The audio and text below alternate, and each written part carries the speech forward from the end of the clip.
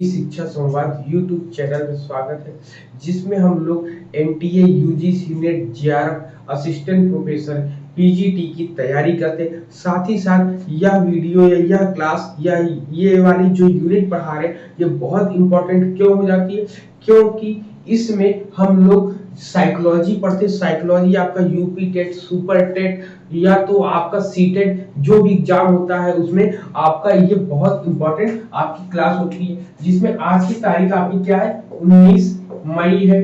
ठीक है, 19 मई है, जो कि आज ये आपकी लास्ट क्लास होने वाली है ना, जो कि ये लास्ट क्लास या इसके बाद एक और क्लास हो सकती है, बस इससे ज्यादा हम लोग इसमें नहीं पढ़ेंगे, क्योंकि बहुत जितनी भी चीजें थी हम लोगों ने सब कंप्लीट कर लिया है।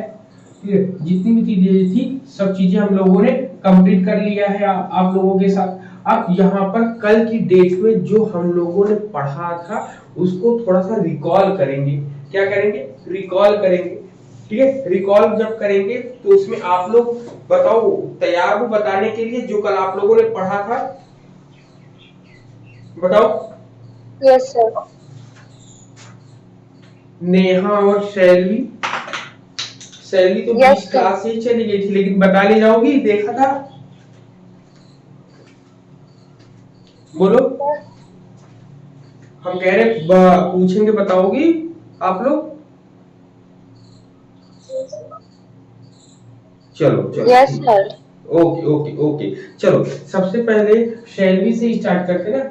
सबसे पहले बताएंगे यहाँ पे हमने कल जो बताया था important directive, directive, non directive, आपका नॉन डायरेक्टिव, डायरेक्टिव और आपका इक्लेक्टिव। इक्लेक्टिव ये तीन था, और इसके सामने मान लो ये आपका ए बी और सी दिया है, और इसमें दिया है आपका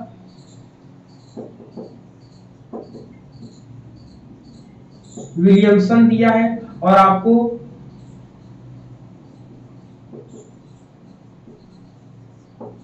रोजर्स दिया है, और आपको थॉर्न दिया है। ठीक, अब यहाँ पर आपको मैचिंग करनी है। चलो ये आपको मैचिंग करनी है, सैलरी को यहाँ पे मैचिंग करना है। अब सैलरी हमको बताएंगे कि कौन किसके साथ जुड़ेगा। चलो बताओ, बोर्ड दिख रहा है आपको, विजुअल है पूरा? जी सर। हाँ बताओ। डायरेक्टिव का हो रुक जाएगा, जाइए, नेहा नहीं, सैलरी को बताने दो ना। अभी नेहा से भी हम पूछेंगे सवाल। ठीक है, अभी सैलरी को बताने दो। चलो डायरेक्टिव का हो जाएगा विलियम जेम्स। डायरेक्टिव का कौन हो जाएगा? सेकंड वाला। सेकंड वाला, ठीक है।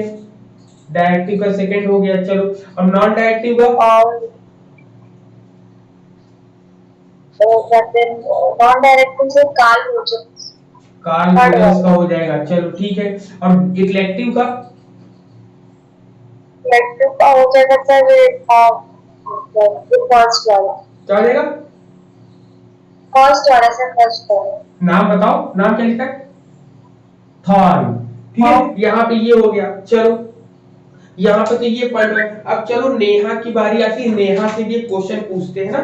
नेहा से भी ऐसे ही क्वेश्चन पूछेंगे जो आप बताओगे आप। ठीक,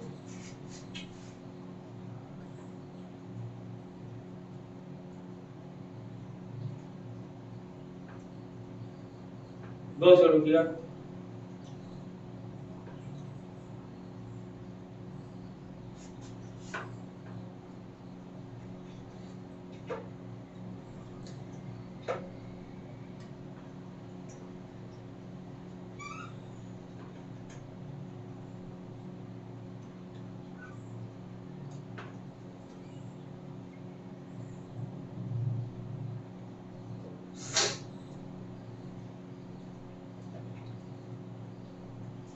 ठीक है, चलो अब यहाँ पे ये हो गया। अब इसको अगर हम साफ करते हैं और फिर से एक चीज बनाते हैं, फिर से एक ग्राफ बनाएंगे जिसमें जो एग्जाम में पूछा जाता है यहाँ पर। ठीक है, अब आपसे पूछा जाएगा कि यहाँ पर सबसे पहले आपसे पूछे टीचर सेंटर्ड, आपसे पूछेगा सबसे पहले टीचर सेंटर्ड। ठीक है, फिर पूछेगा आपका स्टूडेंट सेंटर्ड। सेंटर्ड हो जाएगा, सेंटर्ड। और इसमें कहेगा नो नाइदर, मतलब ये आपका किसी भी सेंटर्ड से नहीं होगा यहां पर।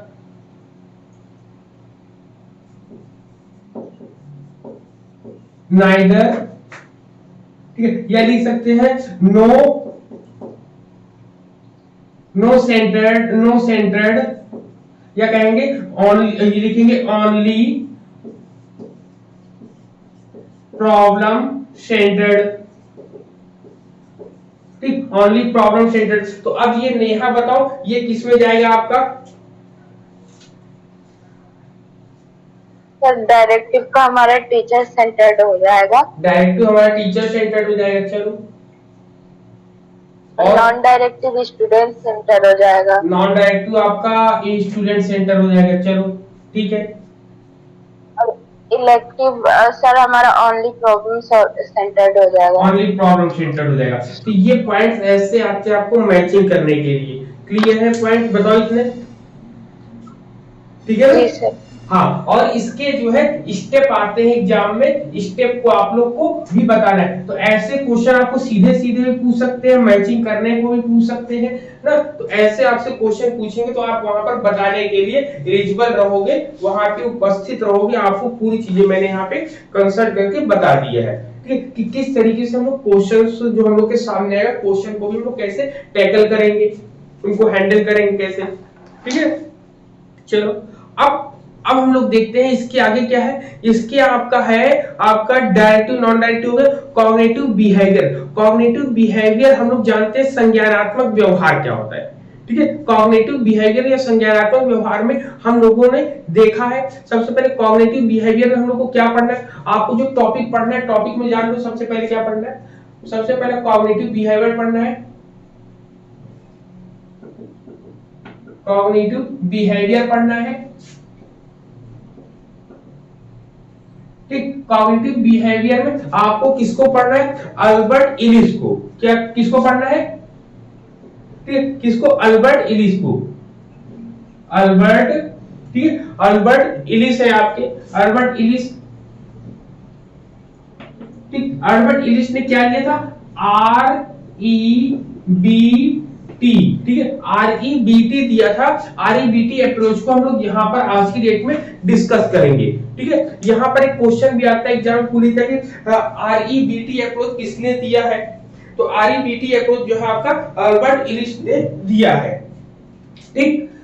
तो अब चलो अब इसके ऊपर डिस्कस करते हैं। सबसे पहले क्या होता है, ठीक है, अल्बर्ट इलिस का जो अप्रोच है, इन्होंने REBT जो दिया है, REBT से रिलेटेड हम लोग यहाँ पर टॉपिक को डिस्कस करेंगे यहाँ पर, ठीक है। सब लोग क्लियर है? सब लोग को बताओ यहाँ तक जितने भी पिछला हम लोगों ने पढ़ा है, पिछला तो क्लियर हो गया। अब यहाँ पर हम लोग जो चलते हैं यहाँ पर, ये आपको अल्बर्ट इलिस के बारे में हम लोग पढ़ेंगे। सबसे पहले तैयार हो सब लोग इसके आगे पढ़ने के लिए? जी सर। चल, तो सबसे पहले कहते हैं कि ये जो बना है, ये कहते हैं कि ओरिजिन फ्रॉम रेशनल थेरेपी। लिख लीजिएगा, ये जो है रेशनल थेरेपी से बना है। अभी बताते हैं रेशनल थेरेपी लिखिए, रेशनल, ठीक है, रेशनल थेरेपी, ठीक। इसका जो है निर्माण कहते हैं कि origin from rational therapy soon change to rational emotional therapy, ठीक है। कहते हैं कि ये जो रेशनल थेरेपी से इसकी उत्पत्ति हुई है, मुख्य रूप से रेशनल इमोशनल थेरेपी में बदल गई है। मतलब कि रेशनल थेरेपी जो थी, ठीक है, क्या था आपका, रेशनल जो थेरेपी थी इसको क्या किया गया, इमोशनल हो गया आपका। रेशनल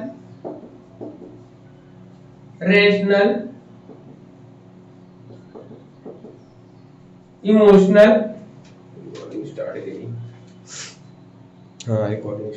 हाँ, रेशनल इमोशनल आपका, ये आपका रेशनल इमोशनल थेरेपी में आपका ये चेंज हुआ था,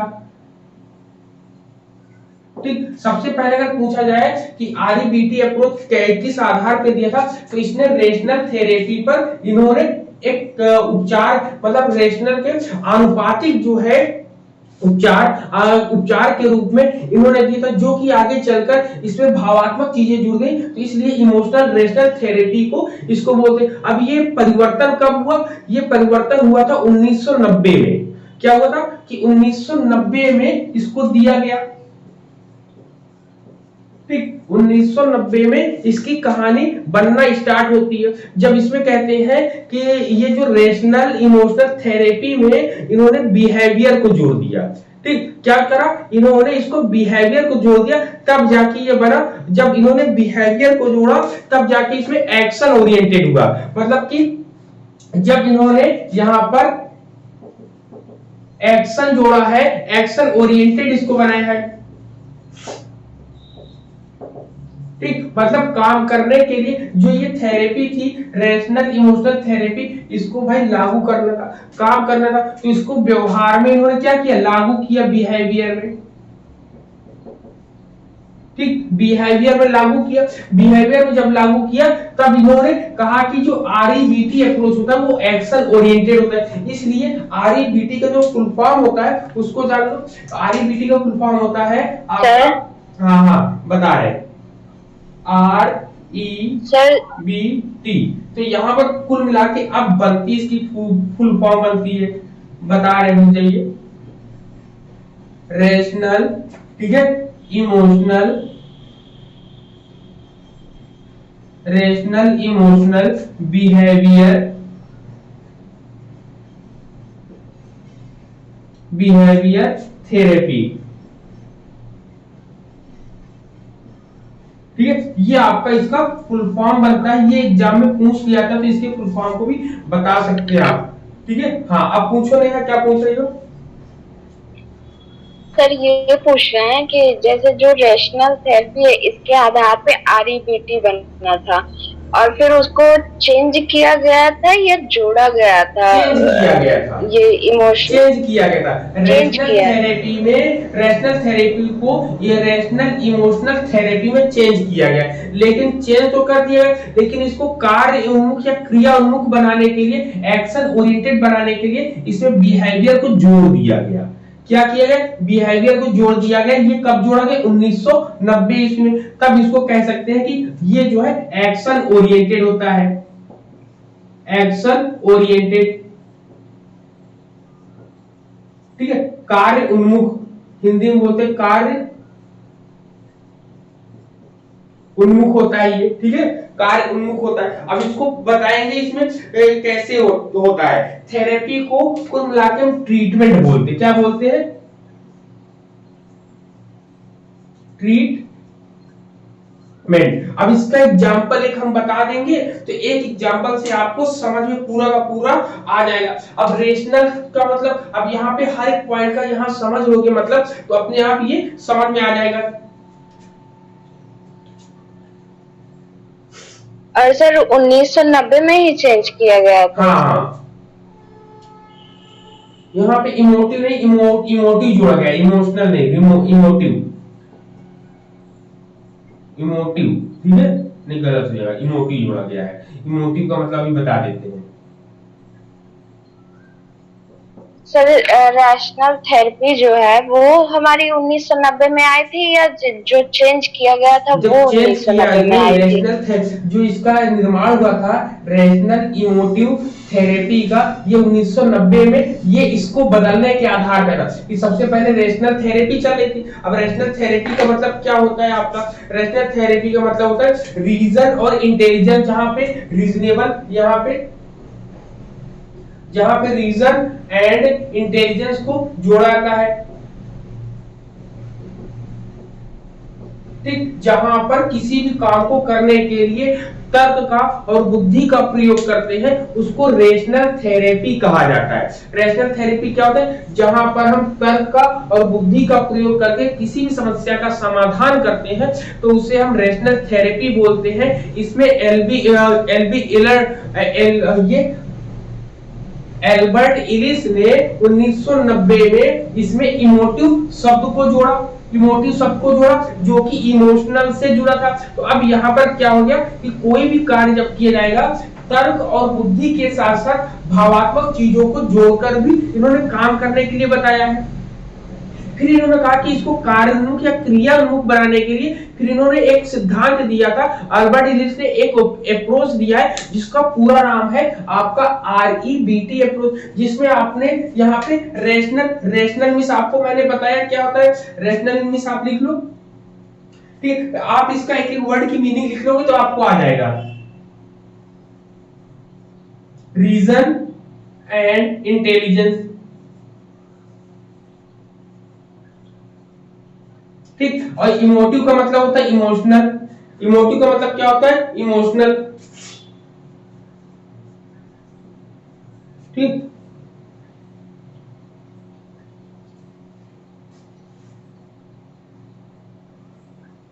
इमोशनल हो गया। बिहेवियर जो होता है आपका एक्शन से रिलेटेड, बिहेवियर से रिलेटेड है आपका।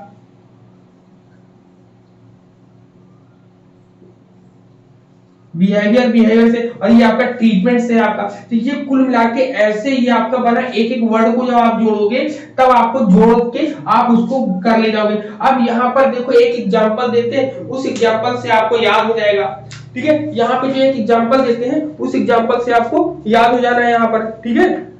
चलो अब इसमें क्या कहता है, अब इसका एक एग्जांपल आप समझ लो। कैसे कहते हैं कि कोई भी व्यक्ति, मान लो कोई भी व्यक्ति समस्यात्मक स्थिति में, प्रॉब्लम में है, समस्या की स्थिति में है, और वो क्या सोचता है और व्यवहार कैसा करता है, अर्थात व्यक्ति अपने दार्शनिक विचारों का अपने विचारों पर मंथन करेगा, अपना स्वमूल्यांकन करेगा और स्वमूल्यांकन कर अपने उद्देश्य पर लक्षित हो जाएगा। जैसे हम लोग हैं, हम लोग किसी से पूछने की मतलब नहीं, रेशनल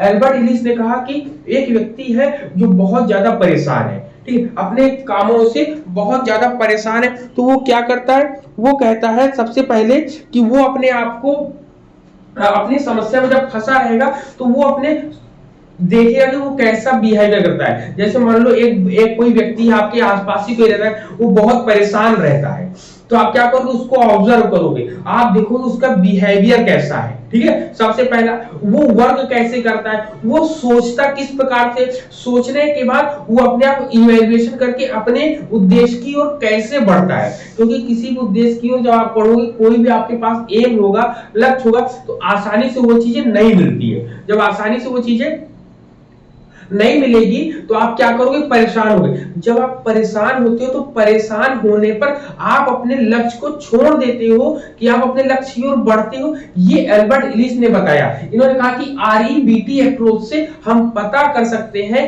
कि कोई भी व्यक्ति जब परेशानी में रहता है तो वो व्यवहार कैसे करता है, उसके अंदर भावनाएं क्या होती हैं, वो कौन से तर्क और कौन सी बुद्धि का प्रयोग करता है, और प्रयोग करने बाद अपने आप को ट्रीटमेंट करता है। तो कहने का मतलब जब ये सब चीजें करेगा तो वो अपने आप का स्वमूल्यांकन करके अपने ट्रीटमेंट खुद ब खुद कर लेगा, और करने के बाद अपने लक्ष्य की ओर वो अग्रसर हो जाएगा। इनकी पूरी की पूरी यही है आपकी,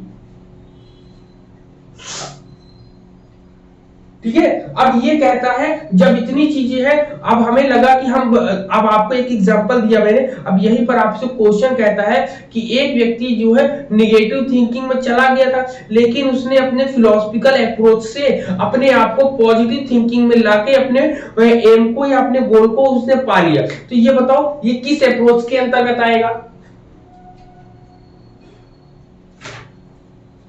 बताओ भाई। सर REBT के अंतर्गत आएगा। REBT के अंतर्गत ही आएगा आपका, ठीक। अब REBT के जब अंतर्गत आया तो REBT अप्रोच यही होता है। क्लियर है पॉइंट? तो आप लिख सकते हो, मेन पॉइंट की पढ़ लिखो कि निगेटिव थिंकिंग को चेंज करना पॉजिटिव थिंकिंग में। जब हम निगेटिव थिंकिंग को पॉजिटिव थिंकिंग में चेंज करते हैं तो वो REBT अप्रोच के माध्यम से करते हैं, ठीक। जहां पर हम तर्क और बुद्धि का प्रयोग करते हैं, भावात्मक चीजों का प्रयोग करते हैं, और फिर उसके बाद व्यवहार करते हैं। व्यवहार के बाद हम जो है अपने व्यवहार में ट्रीटमेंट लाते हैं, अपने बिहेवियर में ट्रीटमेंट लाते हैं। ट्रीटमेंट मतलब क्या करते हैं, समस्या का समाधान करते हैं। तो वही आपका ये होता है आपका। क्लियर है पॉइंट? पूछा जाएगा अल्बर्ट इलिस, वो REBT के फादर कौन है, तो फादर कौन है आपकी, जैसे आपसे क्वेश्चन आएगा EBT के फादर कौन है, तो आपको अल्बर्ट इलिस लिख देंगे।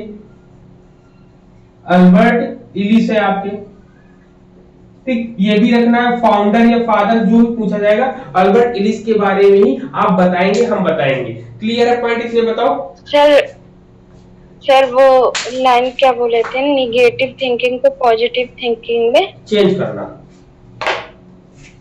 नेगेटिव को पॉजिटिव में चेंज करना ही आपकी अल्बर्ट इलिस की थ्योरी है, जिसको हम बोलते हैं तर्क संगत भावनात्मक व्यवहार थेरेपी।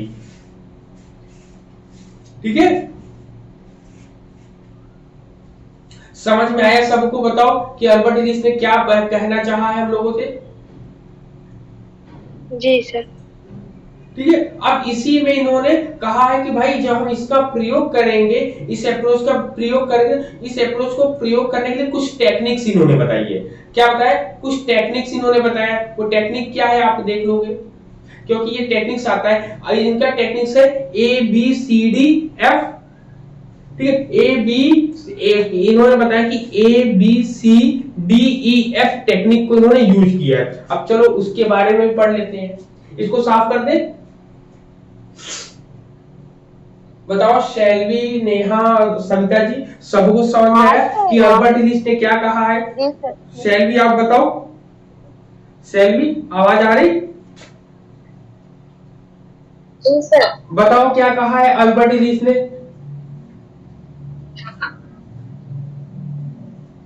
क्या समझ में आया है आपको कि ऊपर ऊपर से चला गया है?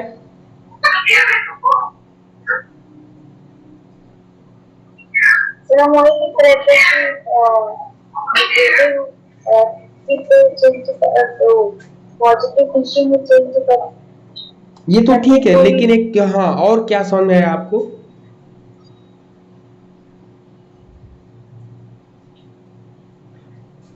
अब जैसे इन्होंने बताया, बोलिए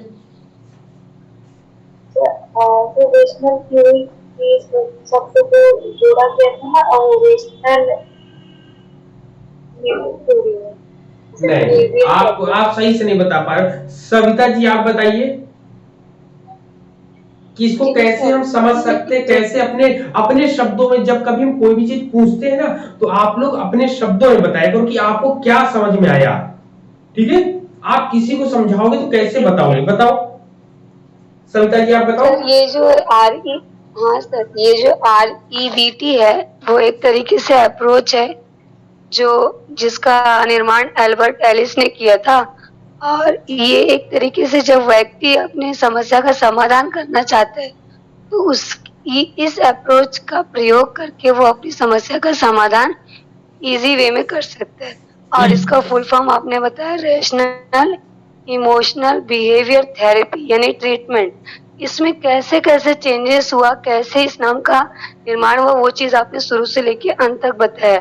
जैसे कि पहले ये रैशनल थेरेपी था, फिर बाद में ये बदल गया 1990 में रैशनल इम्यूनिटी जोड़ा बदला। उसके बाद फिर इसमें जब हम बिहेवियर जोड़ दिए तब ये कार्य उन्मुख बन गया यानी एक्शन ओरिएंटेड, और तब जाके इसका निर्माण हो गया कि ये रेशनल इमोशनल बिहेवियर थेरेपी है। ठीक ठीक, तो यहाँ पर कुल मिला के ये कह सकते हैं कि जब कभी कोई व्यक्ति कैसे सफल होता है, कैसे सफल हुआ, उसके बारे में अगर हमें जानना हो तो हम REBT अप्रोच को लागू करेंगे तो हमें बड़ी आसानी से उसके बारे में पता चल जाएगा कि उसने कैसे किया। अब इसको करने के लिए कुछ टेक्निक्स इन्होंने बताई है।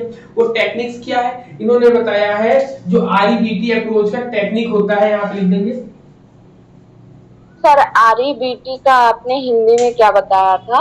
क्या बताया? तर्क संगत भावनात्मक व्यवहार थेरेपी। हाँ, तर्क संगत भावनात्मक व्यवहार। जी सर। देखिए REBT अप्रोच पे टेक्निक क्या होगी?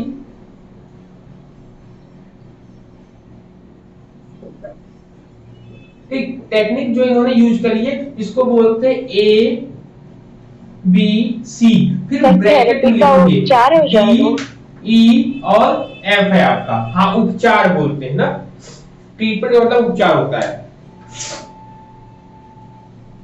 ठीक है,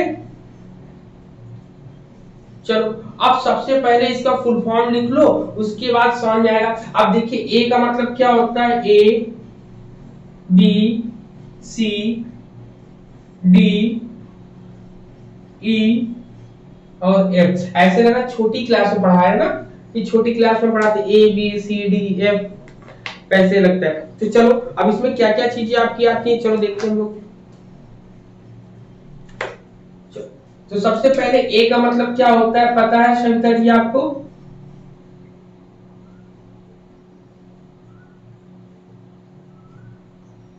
आवाज आ रही?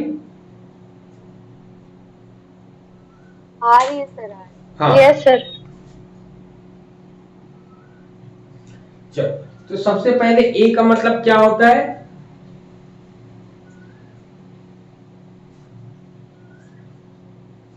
बताओ भाई, ए का मतलब क्या होता है? ए के बारे में हम लोग क्या पढ़ते हैं? ये सबसे पहले ए में होता है, ए कहता है refers to the activating events. क्या होता है इसमें? एक्टिवेटिव इवेंट्स होता है,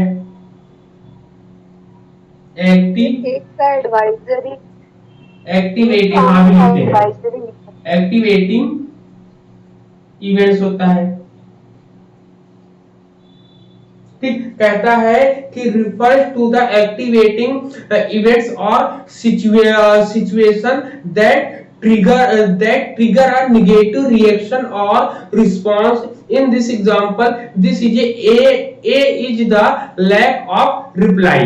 कहता है कि सक्रिय करने वाली घटना, ठीक, एक को कहते हैं सक्रिय करने वाली घटना या स्थिति को संदर्भित करने वाली चीजों को कहते हैं जो नकारात्मक प्रक्रिया या प्रतिक्रिया को ट्रिगर करता है। ट्रिगर मींस खत्म करता है, समाप्त करता है। तो इसको बोलते हैं हम लोग, इसको और भी एक नाम से और बोलते हैं जो कि शंकर जी ने बताया है।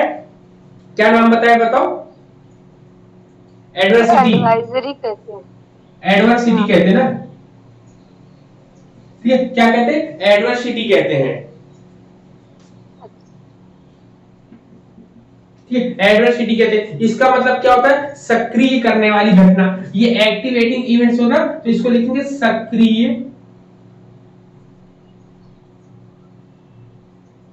करने वाली घटना। ठीक है, पहला तो ए हो गया। याद रखो मैं पूछूंगा भी सबसे इसी क्लास में, ये नहीं कि कल पूछेंगे परसों, तो अभी पूछ लेंगे। अब दूसरा क्या होता है? ए में तो समझ में आ गया। इसमें जैसे होता है कि एक उदाहरण है कि ए उत्तर कभी कमी हो जाती है, जैसे कभी कमी होती, कभी ज्यादा होता है, कभी कम होता है। तो ये सक्रिय मतलब सक्रिय रूप से बताता है कि किस समय वो पॉजिटिव वे में गया, किस समय वो निगेटिव वे में गया, इन सब की जानकारी वो देता है और निगेटिविटी को खत्म करने का काम ये करता है। ठीक है, अब बी वाला आता है। बी वाले में कहता है कि रिफर्स टू द बिलीफ्स और irrational thoughts you might have about an event or situation। कहता है कि किसी घटना या स्थिति के बारे में आपके मन में जो मौजूद विश्वास होता है या फिर कहते हैं तर्कहीन जो विचार होते हैं उसको संदर्भित करता है, उसको बताने का काम यहां पर करता है। तो इसमें कहता है बिलीव्स और इरेशनल। ठीक है, लिखेंगे बिलीव, हिंदी वाला बोल दो। हाँ लिखिए, घटना के बारे में, हाँ बिलीव्स और, अभी बताते हैं, पूरी बताते हैं। बिलीव्स और आपको मैंने क्या था? इरेशनल।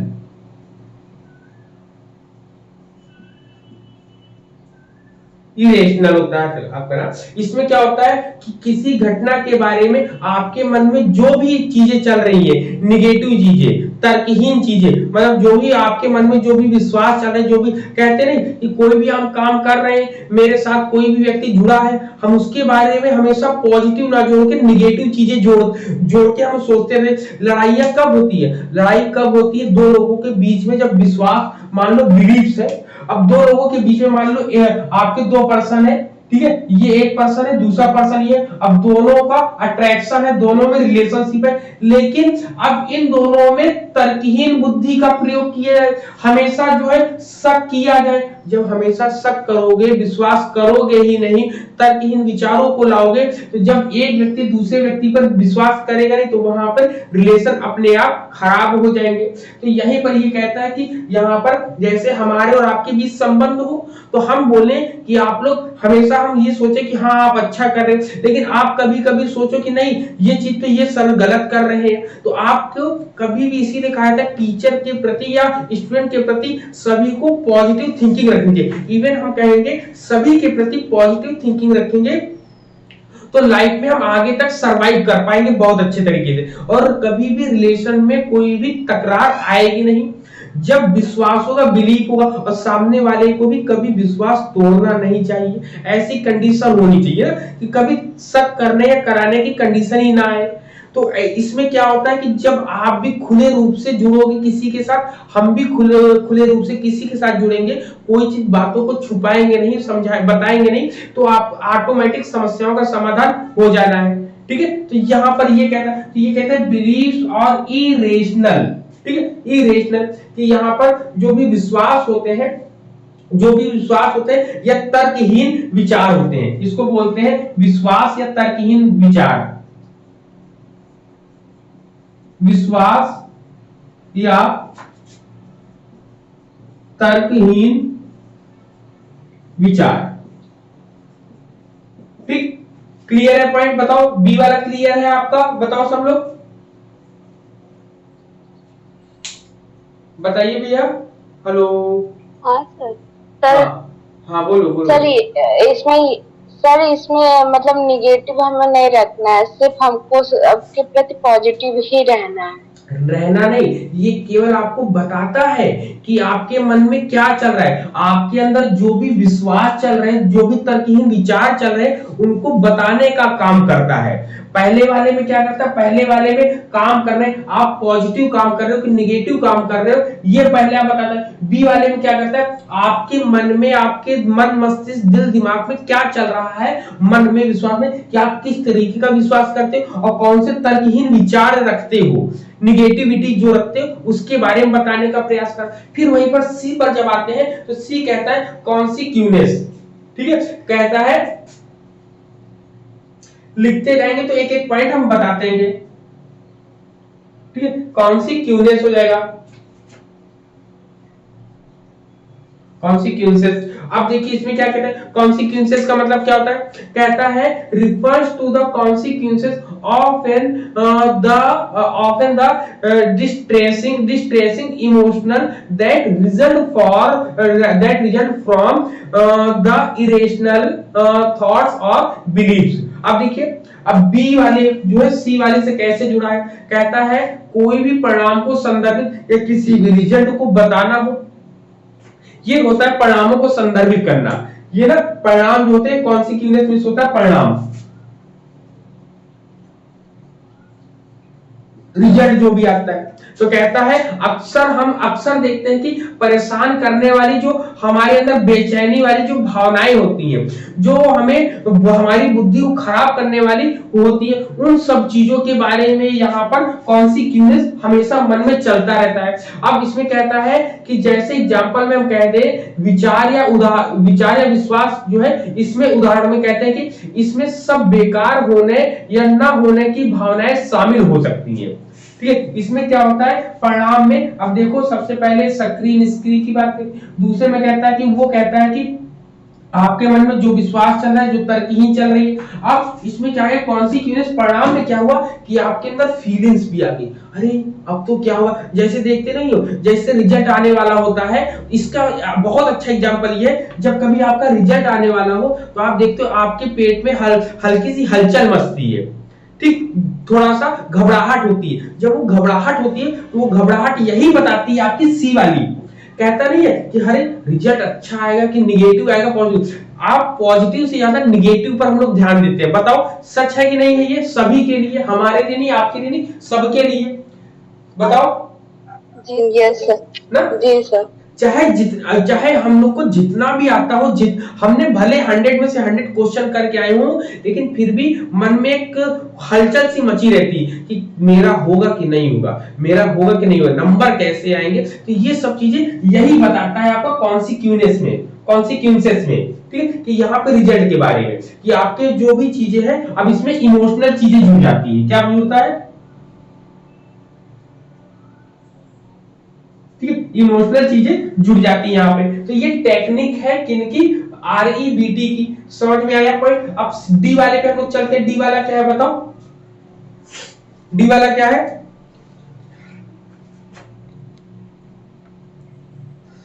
डी वाला बताओ क्या होता है, डिस्प्यूट क्या होता है आपका डी वाला, डिस्प्यूटेड, डी का डिस्प्यूट, हाँ डिस्प्यूटेड है।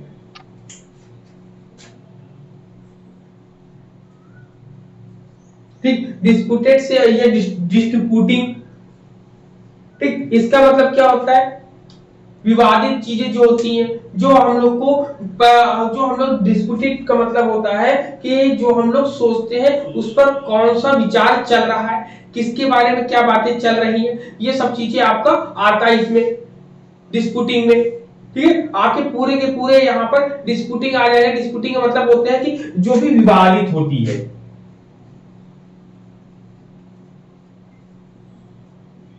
ठीक, विवादित। अब ई का मतलब क्या होता है, ई का मतलब होता है more effective way of thinking. क्या होता है, मोर इफेक्टिव, क्या होता है, कुल मिला के ई का मतलब होता है इफेक्टिव। ठीक, इफेक्टिव, इफेक्टिव का मतलब प्रभाव होता है। अब कहता है कि किसका प्रभाव कर रहा है, कह रहा है कि जो आप सोचते हैं, जो आप महसूस करते हैं और जो आप व्यवहार करते हैं, उनके तरीकों का जो प्रभाव पड़ता है, यहाँ पर यही प्रभाव को देखा जाता है। इसीलिए इसको जो है अलग रखा गया है और इसको जो है अलग रखा गया है। अब यहाँ पर ये जितनी भी विचार आपके चले तो वो हो गया। अब डी वाले में कहता है कि अब जो विवाद था, विवाद के बारे में सोचेंगे, उस पर विचार करेंगे। तो कहते हैं कि जो आप सोचते हैं, यहां पर कहता है कि जो आप सोचते हैं, जो आप सोचते हैं, ठीक है, महसूस करते हैं, महसूस करते हैं और व्यवहार करते हैं। क्या करते हैं, और व्यवहार करते हैं। ठीक, आप जो सोचते हैं, महसूस करते हैं, जो व्यवहार करते हैं, करने से अधिक प्रभावी तरीकों का आप उसमें सोचते हैं कि आप कौन सा हम करें कि ये इफेक्टिव वे में काम करे आपका।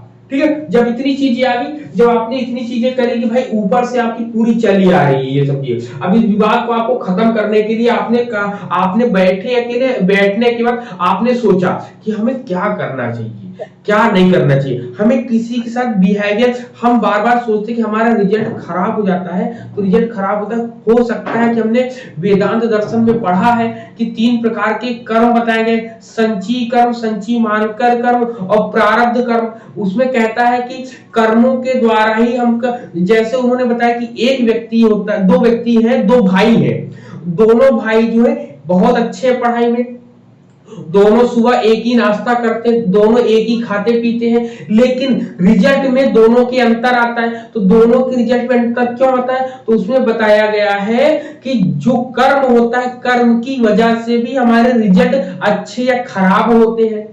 पता ही नहीं पता कि जब कभी हम भले बहुत अच्छा पढ़ते लिखते हो सब कुछ, लेकिन हमारे कर्म, तो यहाँ पर हम वेदांत दर्शन की बात बता रहे थे। वेदांत में जो आपके 3 कर्म होते हैं, उसमें रिजल्ट के बारे में बता रहे कि ये 2 भाई होते हैं, दोनों में डिफरेंस क्या होता है, तो एक का बिहेवियर अच्छा होता है, दूसरे का बिहेवियर खराब होता है। इसीलिए सब कुछ अच्छा करने के बावजूद भी उनका रिजल्ट कहीं ना कहीं खराब हो जाता है एक का। तो यही होता है, तो यहीं पर ये सोचते हैं। तो कहते हैं जब आप इसमें इफेक्टिव में आओगे, प्रभाव को देखोगे, प्रभाव के साथ आपको फीलिंग आएगी। क्या आएगी, क्या आएगी, फीलिंग आएगी आपकी, फीलिंग वो भी न्यू आएगी, न्यू चीजें, नए तरीके आप खोजोगे, नई भावनाओं को लेकर आने का प्रयास करेंगे हम लोग यहाँ पर। तो ये REBT अप्रोच यहाँ पर आपका पूरा का पूरा फॉलो होता है, लागू होता है। क्लियर है, पॉइंट बताओ।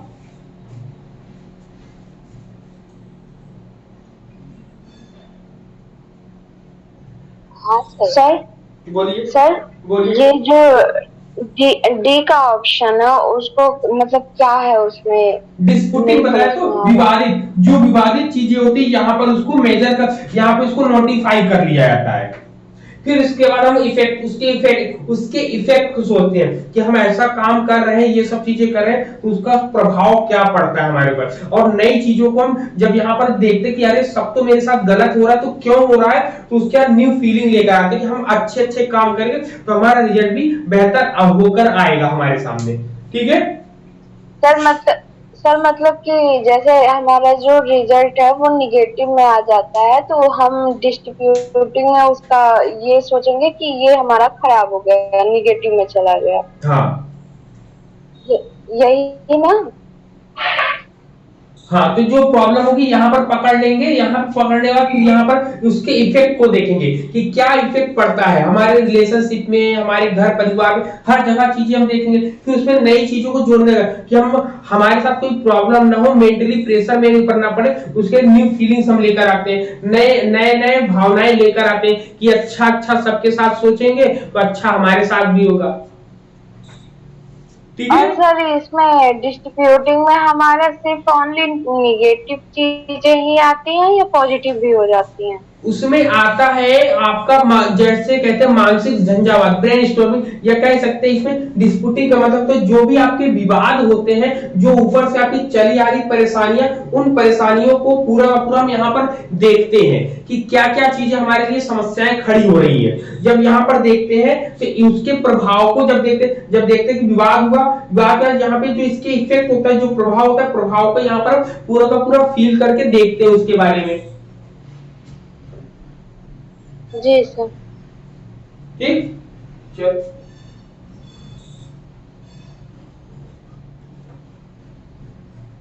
नोट कर लिए इतना? हाँ सर करिए। अच्छा, नोट कर चुके, कर रहे हैं आप लोग? कर लिए। अच्छा, कर लिए। अब आता है ह्यूमनिस्टिक अप्रोच, मानवतावादी उपागम जो आते हैं। तो मानवतावादी उपागम में कौन कौन आता है जरा बताओ? आपके कार्ल रोजर्स आते हैं और अब्राहम मैस्लो आते हैं। कौन कौन आता है? कार्ल रोजर्स आता है और अब्राहम मैस्लो आता है आपका। ठीक है, तो ये दो आते हैं, यही दो आपको पढ़ना है आपको, जिसमें से कार्ल रोजर्स को ही पूछा जाता है आपका, और अब्राहम मैस्लो है नहीं आपके सिलेबस में ना, आपके सिलेबस में अब्राहम मैस्लो है नहीं।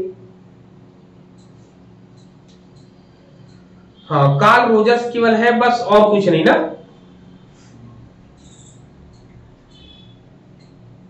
सर ह्यूमनिस्टिक तो अलग है ना? ह्यूमनिस्टिक देखिए, मानवतावादी जो व्यवहार, ह्यूमनिस्टिक अप्रोच जो होता है वो आपका मानवतावादी अप्रोच होता है, मानवतावादी दृष्टिकोण होता है कि मानवतावादी को लेकर कौन जला है। तो आपके कार्ल रोजर्स और आपके और एक मैस्लो, इन दो का नाम आता है जिन्होंने इसकी थ्योरी, इसके बारे में बताया, सिद्धांत दिया इसके बारे में। ठीक, हेलो, समझ में आ रहा है? हाँ सर। हाँ हाँ, कार्ल रोजर्स का जो थ्योरी का सिद्धांत था वो क्या था? कार्ल रोजर्स की सेल्फ। हाँ, कार्ल रोजर्स की थ्योरी का नाम क्या था ह्यूमनिस्टिक पे? हम काउंसलिंग जब बात करते हैं तो काउंसलिंग में इन्होंने क्या दिया है बताइए? काउंसलिंग में इन्होंने कौन सी थ्योरी दी है? इन्होंने पर्सन, ठीक है, क्या दिया इन्होंने? पर्सन सेंटर्ड काउंसलिंग की बात बोली। किसकी? पर्सन सेंटर्ड काउंसलिंग की बात बोलते हैं ये। ठीक, पर्सन सेंटर्ड काउंसलिंग मतलब कि व्यक्ति केंद्रित परामर्श। क्या बोलते हैं? व्यक्ति केंद्रित परामर्श, व्यक्ति केंद्रित परामर्श। ठीक है, यहां से क्वेश्चन पूछा जाता है, बस यही एक लाइन पूछी जाती, पर्सन सेंटर्ड काउंसलिंग किसकी है? पर्सन सेंटर्ड काउंसलिंग आपकी किसकी है? आपकी कार्ल रोजर्स की है। इसी को कभी कभी काउंसलिंग के साथ साथ थेरेपी भी जोड़ देते हैं। थेरेपी या काउंसलिंग, थेरेपी कभी कभी पूछ ले, मतलब कि कभी कभी PCC पूछ लेते हैं या फिर कभी PCT पूछ लेते हैं शॉर्ट फॉर्म में। ठीक है, तो ये पूछ लेते हैं एग्जाम में। तो इसकी जो है कार्ल रोजर्स ने इसकी अवधारणा या इसके बारे में कब बताया था, तो 1940 से 50 के दशक में बताया था इन्होंने। ठीक है, यहाँ पर व्यक्ति केंद्रित परामर्श को इन्होंने मानवतावादी दृष्टिकोण से जोड़कर बताया। इन्होंने कहा कि कह रहे कि it focuses on the personal relationship between a counsellor और हिज एंड हर क्लाइंट। मतलब कहते हैं कि यह जो ध्यान देता है या जो केंद्रित है एक परामर्शदाता और उसके जो है जो भी परामर्श लेने आता है उन दोनों के बीच जो रिलेशनशिप होता है उस रिलेशनशिप को इन्होंने ज्यादा महत्वपूर्ण बताया है। ठीक है, किसके मतलब कह सकते हैं स्टूडेंट और टीचर के बीच रिलेशनशिप को इन्होंने ज्यादा महत्वता दी है और इनका पूरा का पूरा फोकस इसी चीज पर रहता है। तो इसीलिए जब कभी हम इंडिविजुअल रूप से किसी के साथ जुड़ जाते हैं तो उसके लिए हम अच्छे क्या कहते हैं काउंसलर बन जाते हैं। ठीक है, अब जैसे मान लो कोई भी स्टूडेंट है वो टीचर के बहुत नियरेस्ट होता है। जैसे इसका एग्जांपल दे दें कि अर्जुन जो है द्रोणाचार्य के बहुत नियरेस्ट थे, तो उनको जो है अच्छे तरीके से उन दोनों का रिलेशनशिप बहुत अच्छा था। अब वो सिखाते सबको एक साथ थे, लेकिन जो फीलिंग्स होती है जो इमोशंस होता है वो व्यक्ति को अलग कर देता है और लोगों से। तो यहीं पर इन्होंने बताया था इन्होंने। ठीक है, इसमें क्या होता है, इसमें इन्होंने बताया है कि पर्सन सेंटर्ड काउंसलिंग में क्या बताया, इन्होंने कहा कि यहाँ पर ट्रस्ट आता है। यहाँ पर क्या होता है, ट्रस्ट आता है। सबसे पहले दोनों के बीच ट्रस्ट आएगा, फिर अंडरस्टैंडिंग आएगी। सर 1940 और 50 बताया था ना आपने? 1940 से 50 के बीच में। ठीक है, अब यहाँ पर ट्रस्ट और अंडरस्टैंडिंग किसके बीच आएगी, काउंसलर और क्लाइंट दोनों के बीच यहाँ पर बात करिए। तो इन्होंने बताया है सेल्फ रियलाइजेशन, यहाँ पर बोला है कि सेल्फ रियलाइजेशन बहुत ज्यादा जरूरी है। ठीक है, यहाँ पे कुल मिला के कार्ल रोजर्स की बात करेंगे तो कार्ल रोजर्स ने स्व का सिद्धांत दिया है। स्व के सिद्धांत में दो चीजें इन्होंने ज्यादा मानी है, एक आइडियल सेल्फ माना है और एक रियल सेल्फ माना है। मैंने अभी जब पढ़ाया था आपको यूनिट 3 का सेक्शन 1 पढ़ाया था तो उसमें बताया था मैंने, एक आइडियल सेल्फ मानते हैं, एक आइडियल मानते, एक रियल मानते हैं। ठीक है, एक आइडियल सेल्फ होता है और दूसरा रियल सेल्फ होता है। ठीक है, इन्होंने दो प्रकार की चीजों को माना है, दो प्रकार के स्व को माना है और इसी के आधार पे इन्होंने पर्सन सेंटर्ड काउंसलिंग के बारे में बताते हैं यहाँ पर। ठीक है सर, हाँ बोलिए सर ये थर्ड और ये अंडरस्टैंडिंग क्या है? ये कहते हैं ये दोनों के बीच में, मतलब कि काउंसलर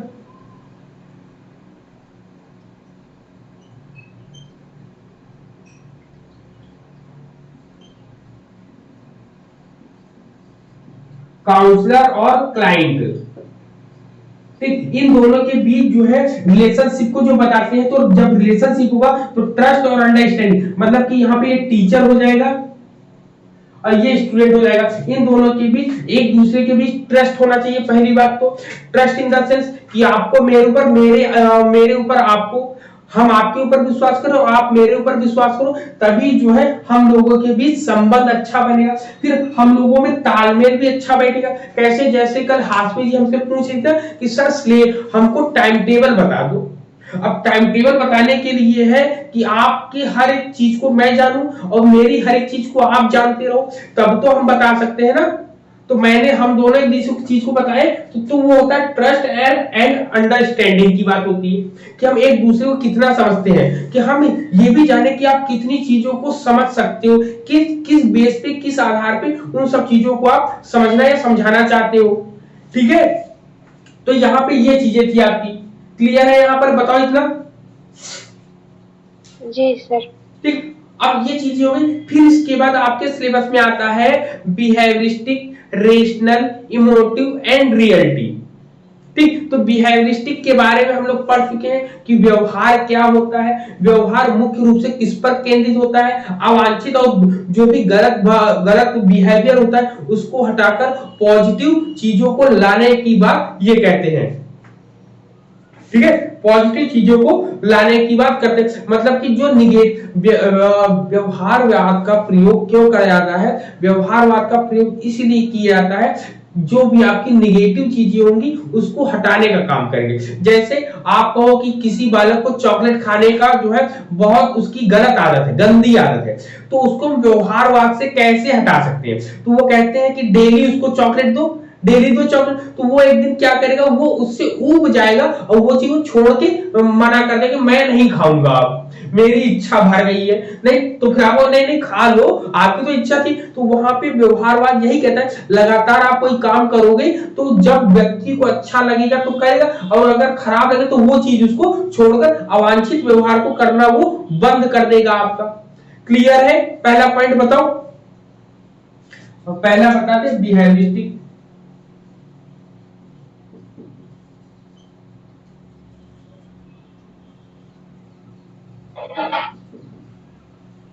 सर इसको डिफाइन करना रहे वन लाइन में तो कैसे करेंगे? हाँ, इसमें हम कह सकते हैं कि व्यवहारवाद मानव व्यवहार पर ध्यान केंद्रित करता है, जिसमें वह जो है अवांछित और दुर्भाग्यपूर्ण व्यवहार को हटाने का प्रयास किया जाता है। ठीक सर नोट कर रहा था, बता दे व्यवहार। हाँ लिखिए, व्यवहारवाद मानव व्यवहार पर केंद्रित है। It focus on human behaviour और अवांछित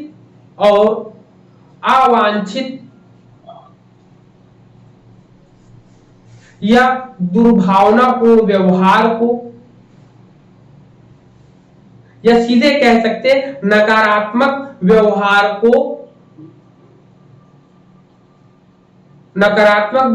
को हटाने का प्रयास करता है। माल एडेप्टिव बिहेवियर, ठीक है, माल एडेप्टिव बिहेवियर भी अगर कभी भी आएगा तो माल एडेप्टिव बिहेवियर को क्या बोलते हैं लिख लीजिएगा। ठीक है, माल एडेप्टिव बिहेवियर लिख लिया। माल एडेप्टिव बिहेवियर क्या होता है ये भी जान लो, अगर एग्जाम में आ जाए तो आप इसके लिए फंसोगे नहीं। माल एडेप्टिव बिहेवियर को बोलते हैं दुर्भाग्यपूर्ण व्यवहार, क्या बोलते हैं दुर्भावनापूर्ण व्यवहार, सॉरी दुर्भावनापूर्ण। ठीक है, दुर्भावनापूर्ण व्यवहार जो होता है इसको बोलते हैं माल एडेप्टिव बिहेवियर बोलते हैं हम लोग। कोई एक चला गया क्या बात है यार? जी सर है?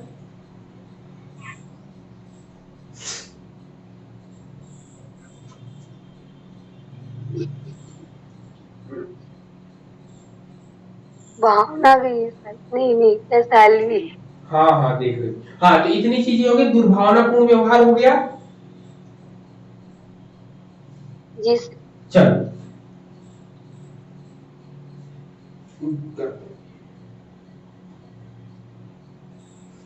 इतना चीजें हो गया। अब नेक्स्ट चीजें पर चलेंगे। नेक्स्ट हमने क्या बताया था, रेशनल में क्या होगा आपका,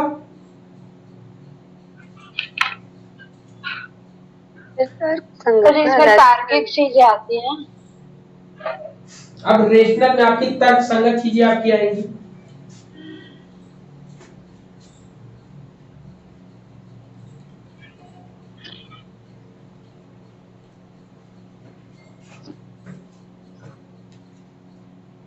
ठीक है, तो अब इसमें आ जाता है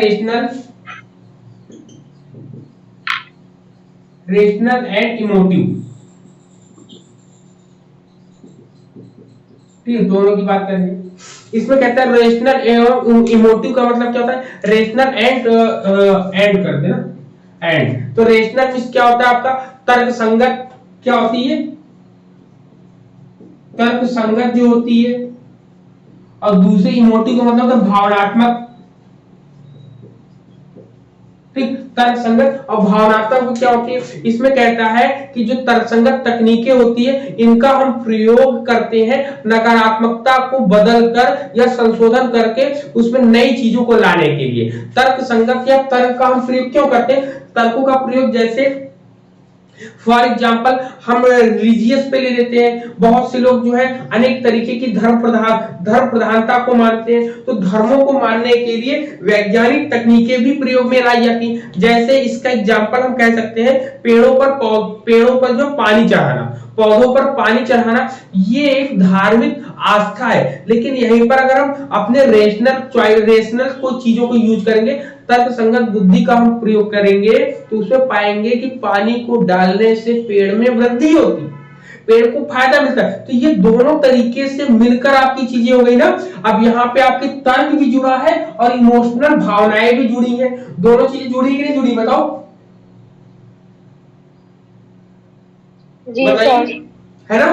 तो ये रेशनल और इमोशनल का जो कॉम्बिनेशन होता है ऐसे ही बनकर चलता है।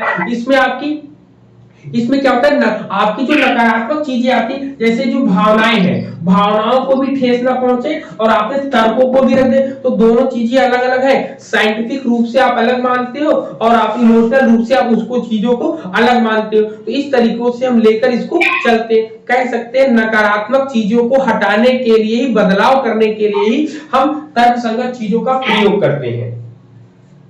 ठीक है? हेलो, समझ में आ रहा है? फिर इसके आ जाता है रियलिटी। वास्तविकता क्या होती है? सर नोट कर लिया।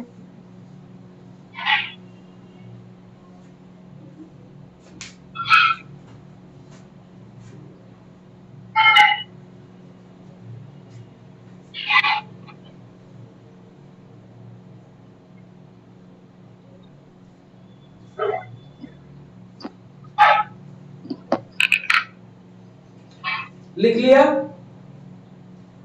जी सर। चलो, अब रियलिटी क्या होती है? रियलिटी में कहता है कि इसमें कहता है कि reality is an important theory of counselling. वास्तविकता जो होती है, कहते हैं वास्तविकता परामर्श जो है एक महत्वपूर्ण सिद्धांत है।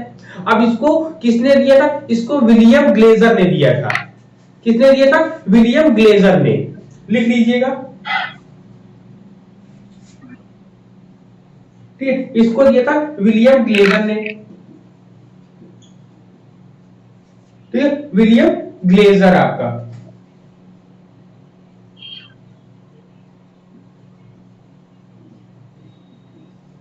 विलियम ग्लेजर है आपके। ठीक है, विलियम ग्लेजर ने दिया था और इसको क्या दिया था आपका? 1960 में। ठीक है,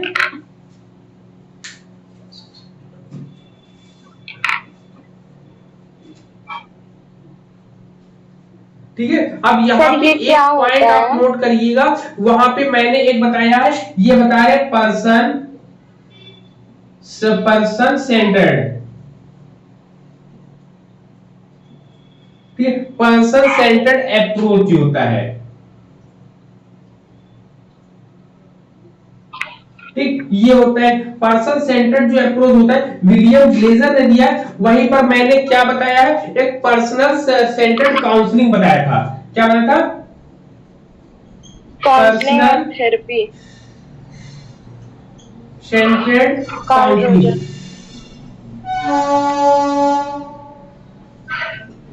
ठीक, ये कार्ल रोजर्स की है।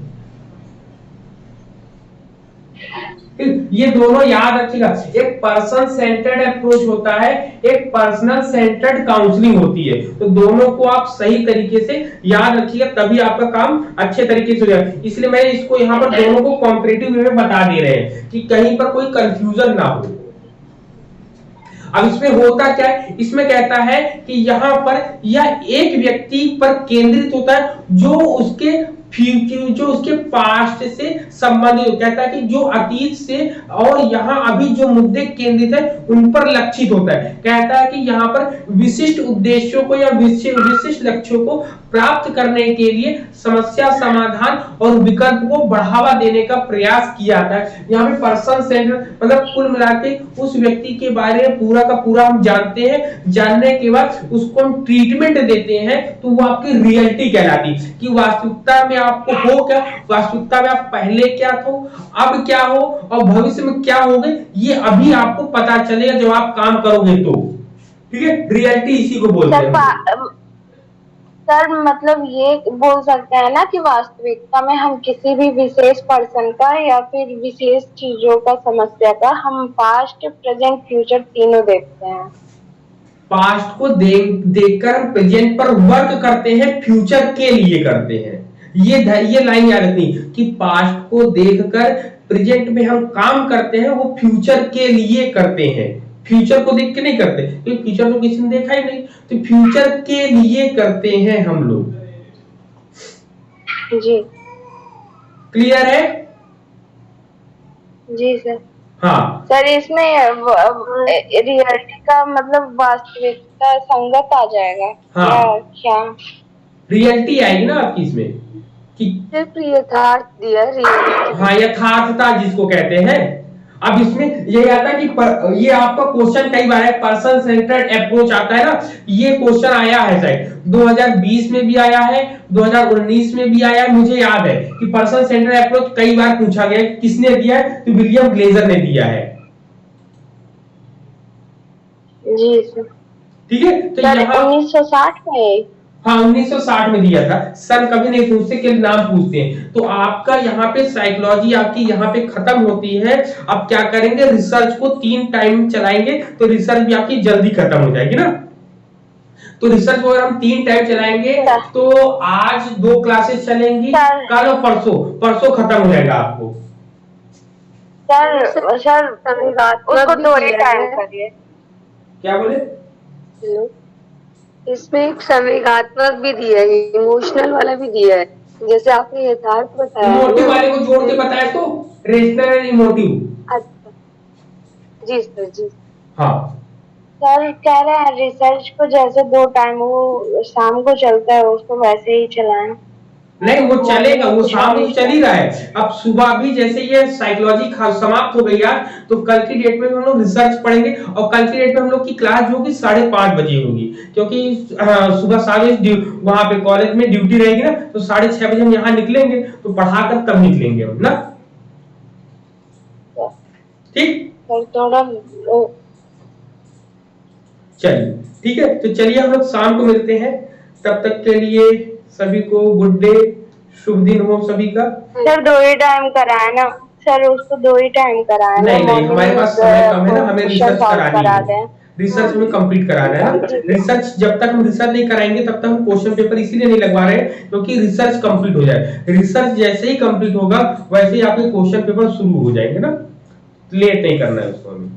ठीक है, चलिए okay, thank you, good night, sorry, जय हिंद सभी को।